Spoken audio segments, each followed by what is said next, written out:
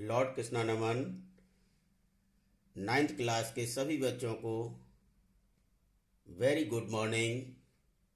उम्मीद कर रहा हूँ समय के अनुसार आप सभी अपनी प्रेजेंस दर्ज करा चुके होंगे। आज आपको आपकी क्षितिज का अंतिम चैप्टर बच्चे काम पर जा रहे हैं पढ़ाने जा रहा हूँ। कृपया अपनी पुस्तक को खोल करके इस चैप्टर को देखें। ये राजेश जोशी द्वारा रचित बच्चे काम पर जा रहे हैं आजकल के भौतिकवाद अर्थवाद से जुड़ा हुआ चैप्टर है। जोशी जी आजकल के जो हालात देश में हैं, हर व्यक्ति अर्थ की तरफ भाग रहा है और ऐसे में बेचारे जो गरीब व्यक्ति हैं, जिनकी संतानें हैं, समाज को दिखाने के लिए, अपनी रोजी रोटी चलाने के लिए कैसे गुजारा करें, इसके बारे में बताया गया है। बड़े दुखी होकर के कहते हैं कि आज अगर ऐसा ही होता रहा तो हमारे देश का भविष्य क्या होगा। आपको बता दूं, देश का भविष्य क्या है? युवा वर्ग। युवा वर्ग हमारे देश का भविष्य है, लेकिन गरीबी से परेशान होकर के हमारे युवा जो उनकी परिवार का पालन पोषण करने के लिए सदैव चिंतित रहते हैं, वे व्यक्ति जो गरीबी रेखा से नीचे जी रहे हैं, उनकी संतानें बेचारे बहुत परेशानी से गुजर कर रही हैं। ऐसे में आपको मालूम होना चाहिए कि अपनी रोजी रोटी चलाने के लिए, अपने परिवार का पालन पोषण करने के लिए उन छोटे छोटे बच्चों को मजबूर होकर के काम पर भेज रहे हैं। आप देखिए कि जब उनकी खेलने की उम्र है, पढ़ने की उम्र है, ऐसे में वो उन बच्चों से बेचारे काम करा रहे हैं। बड़ी बड़ी फैक्ट्रियों में, बड़े बड़े होटलों में और छोटे छोटे ढाबों में भी आपको अक्सर 5-6 साल से लेकर के 12, 13, 14 साल के बच्चे मिल जाएंगे, जो बेचारे नौकरी करके कुछ पैसे कमाने की जुगत में रहते हैं और अपने माँ बाप को सहारा देने का प्रयास करते हैं। देखिए, इसी समय एक वर्णन उन्होंने किया है। सर्दी का मौसम है, कड़ाके की सर्दी पड़ रही है, कोहरा सड़क पर छाया हुआ है, सभी तरह से धुंध छाई हुई है। ऐसे में क्या स्थिति है देखिए। कोहरे से ढकी सड़क पर बच्चे काम पर जा रहे हैं। कोहरे से ढकी सड़क पर बच्चे काम पर जा रहे हैं। सुबह सुबह बच्चे काम पर जा रहे हैं। हमारे समय की सबसे भयानक पंक्ति है। जोशी जी कहते हैं, हमारे समय की सबसे भयानक पंक्ति है। पंक्ति भयानक क्यों है भैया? जब देश का युवा, जो छोटे छोटे बच्चे हैं, देश का भविष्य, जिनकी उम्र खेलने की, पढ़ने की है, ऐसी स्थिति में इतनी उम्र में बेचारे मजबूर होकर के उन्हें अपनी कंपनियों में स्थान पर जाकर के कार्य करना पड़ रहा है। भयानक भयानक है इस विवरण की तरह लिखा जाना, और ये विवरण जो लिखा जा रहा है वो भी बहुत भयानक है, क्योंकि मैं कल्पना भी नहीं कर सकता कि ऐसा वक्त आएगा कि मुझे इस बारे में लिखना पड़ेगा कि हमारा देश का भविष्य जो है, युवा वर्ग बेचारा किस परिस्थितियों से गुजर रहा है। आगे लिख रहे हैं, लिखा जाना चाहिए इसे सवाल की तरह है। सवाल जानते हो, प्रश्न जो पूछते हैं। ये नहीं कहना चाहिए कि बच्चे काम पर जा रहे हैं, ऐसा नहीं लगना चाहिए, बच्चे काम पर क्यों जा रहे हैं, ये प्रश्न पूछना चाहिए आज हमारी सरकारों से और आज हमारे देश के सामाजिक समाज से, व्यक्तियों से, कि आखिर ये बच्चे काम पर क्यों जा रहे हैं। क्या कोई एक छोटा सा उपाय नहीं है जो काम पर न जाएं, लेकिन वो बेचारे करें तो करें क्या। गरीबी इतनी है और पैसे की तो सबको आवश्यकता होती है, पैसे की आवश्यकता है, पेट पालन करना है, मजबूर होकर के उन्हें काम पर जाना पड़ रहा है। दूसरी पंक्तियों में देखिए, पैराग्राफ दूसरा देखिए। अब प्रश्न पूछ रहे हैं, ये तो बात हो गई काम पर जा रहे हैं, अब प्रश्न पूछ रहे हैं, क्या अंतरिक्ष में गिर गई हैं सारी गेंदें? क्या हुआ? देख रहे हैं आप कि अगर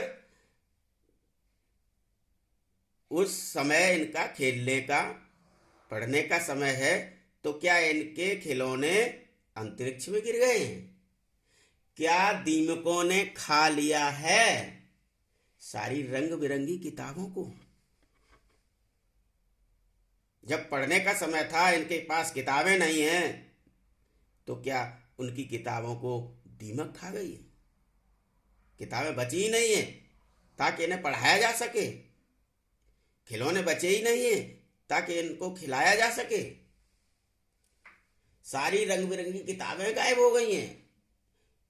क्या काले पहाड़ के नीचे दब गए हैं सारे खिलौने? और वो जो इनके बचपन में बच्चों के खिलौने होते हैं, वो खिलौने क्या काले पहाड़ के नीचे दब गए हैं, जो मिलना ही दुश्मन हो गए? क्या किसी भूकंप में ढह गई हैं स्कूल की सारी इमारतें, मदरसों की सारी इमारतें? मदरसा शब्द यहाँ पर उर्दू शब्द है, कहना चाहिए विद्यालय या स्कूल, तो इनको उन्होंने परिवर्तित करके जोशी जी ने मदरसा। एक बात मैं और बताना चाहूँगा, आज़ादी से पूर्व हमारे देश में जो ज़्यादातर भाषा बोली जाती थी वो उर्दू भाषा थी, तो इसी का प्रभाव आप देख रहे होंगे कि कभी कभी देखने को मिलता है। ज़्यादातर आप देख रहे होंगे कोर्ट वगैरह में अभी उर्दू भाषा का ही प्रयोग होता है, क्योंकि ये प्रचलन में थी। अब हम थोड़े से आज़ाद हुए, हमारी मातृभाषा है जिसका प्रयोग करने लगे हैं, लेकिन भाषाएं सभी मान्य हैं और सभी को सम्मान मिलना चाहिए, इसलिए यहाँ पर कुछ शब्दों का प्रयोग इन्होंने उर्दू में किया है।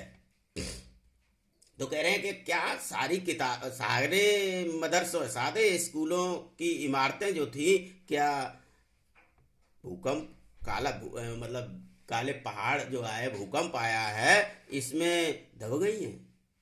कोई इमारतें बची ही नहीं है ताकि अपने बच्चों को ये भेज सकें पढ़ने के लिए।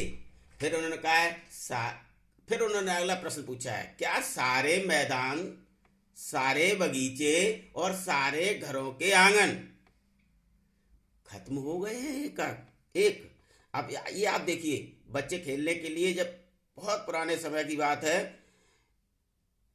मैं भी युवा था उस समय की बात है, तो बेचारे ग्राउंड में चले जाते थे बच्चे, हम लोग चले जाते थे खेलने के लिए, और कहीं जगह नहीं मिली तो घर के आंगन में ही खेलने लगते थे, नए नए तरीके आजमा करके।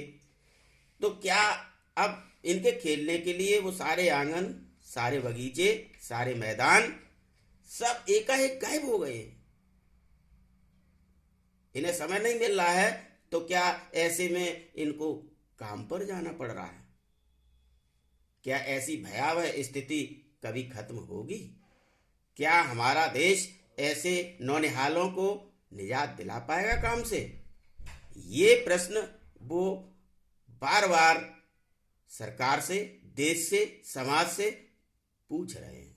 ये बहुत दुखद है, ऐसा नहीं होना चाहिए। जब उनकी खेलने की, पढ़ने की उम्र है, उस उम्र में तो उन्हें फ्री रहना चाहिए। मानसिक विकास उनका तभी होता है, हर बच्चे का मानसिक विकास तभी होगा जब वो पूर्ण रूप से पर्याप्त समय में खेल सकेगा, पढ़ सकेगा और दुनियादारी की जो दबाव हैं उनसे दूर रह सकेगा, तभी एक अच्छा इंसान बन सकेगा। तो फिर अगला पैराग्राफ देखिए, तो फिर क्या बचा है इस दुनिया में? जब सब खत्म हो गया तो बचा ही क्या? फिर हम आपको कैसे कह सकते हैं कि हम विकसित हैं या हमारा विकासशील देश है या विकसित देश है, जब ये सब बच्चों के साथ नहीं है, ये सुविधाएं नहीं है, तो हम कैसे कह सकते हैं कि हम बहुत ही भाग्यशाली हैं, हमारा भविष्य उज्जवल है? जितना भयानक होता अगर ऐसा होता, उन्होंने कहा कितना भयानक होता अगर ऐसा होता। भयानक है, लेकिन इससे भी है कि सारी हस्म मालूम, पर दुनिया की हजारों सड़कों से गुजरते हुए बच्चे, बहुत छोटे छोटे बच्चे,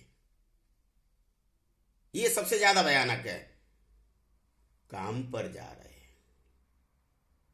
आपने देखा होगा बेचारे, थोड़ा सा चाहे कोहरा कट रहा है, कभी कभी तो बहुत जब संपन्न परिवारों के बच्चे हैं वो उठना पसंद भी नहीं करते, गर्म बिस्तरों में पड़े रहते हैं और सोचते हैं अभी सर्दी है, ज़्यादा सर्दी है, बाहर नहीं निकलूँगा। लेकिन बेचारे अपनी वो जो गरीब परिवार के बच्चे हैं वो सब मजबूरी में सब त्याग करके कोहरे भरी सड़क पर अपने इस कहना चाहिए वातावरण में अपने परिवार का पालन करने के लिए, अपना गुजारा करने के लिए काम पर जा रहे हैं। ये पंक्तियां जो थी आपको शायद समझ में आई होंगी, आज का चैप्टर समझ में आया होगा।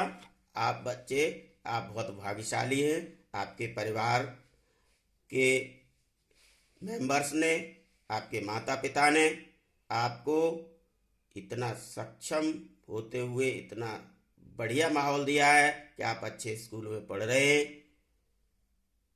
आप इन सारी चीज़ों से दूर हैं, अतः उन गरीब बच्चों की तरफ अगर आपका ध्यान जाए तो जरूर देखिएगा, ध्यानाकर्षित करके कि ये कैसे गुजारा कर रहे हैं। इनसे हम लाख गुने अच्छे हैं जो कि आज पूर्ण रूप से खेलने का, पढ़ने का, खाने का सभी मौका मुझे मिल रहा है।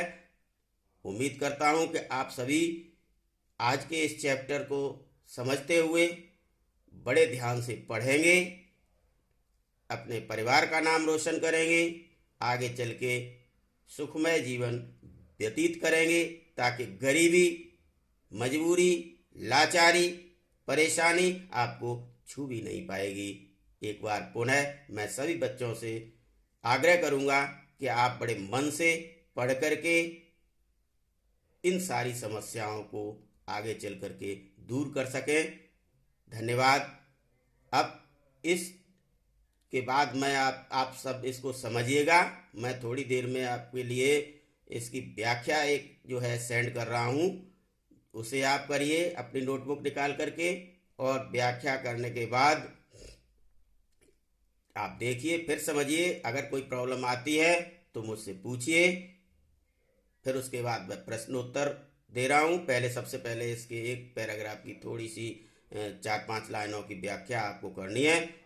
इसे मैं भेज रहा हूँ थोड़ी देर में, आप इसे देखिए। धन्यवाद। जय हिंद, जय भारत।